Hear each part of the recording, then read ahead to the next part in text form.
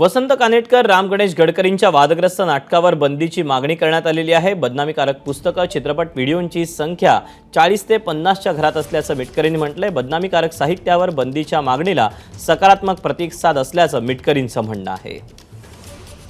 दुर्दैव असं राजसन्यास विक्रीला आहे ना सरकारच्या शासकीय मुद्रणालयामध्ये। याच्यावर बंदी आली तर साहित्यिकांवर अन्याय होणार नाही। उलट साहित्यिकांचा आत्मा जिथं कुठं असेल त्यांनी ते तिथे विचार करतील की दारूच्या नशेमध्ये आम्ही हे सगळं लिहिलेलं आहे आणि आता 400 वर्षानंतर आम्ही मरून आता 100 वाटतो तर पाताळात गेलाय ते राम गणेश गडकरी।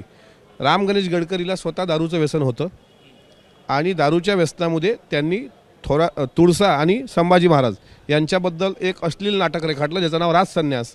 साहित्यिकावर अन्याय होण्याचा प्रश्न नाही।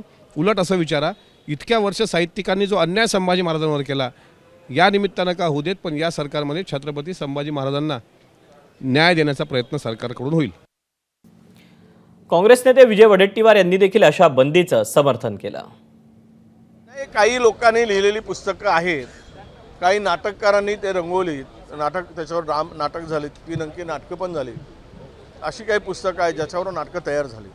खरं तर ही नाटकं म्हणजे कोलटकर सारख्यांनी काही लिहिली, म्हणजे 3-4 लेखक आहेत त्या संदर्भातली, माझ्याकडे ती माहिती आहे पण मला आता आठवत नाही। या नाटकं यांच्यावर बंदी घातलीच पाहिजे। तो चुकीचा इतिहास लिहिला गेला आहे। मी माझं स्पष्टपणे समर्थन आहे गृहराज्यमंत्र्यांच्या स्टेटमेंटला की अशी महाराजांची बदनामी करणारी जेवढे पुस्तकं असतील ते सगळे पुस्तकं बंदी तर घालाच, पण त्याची होळी पण करा।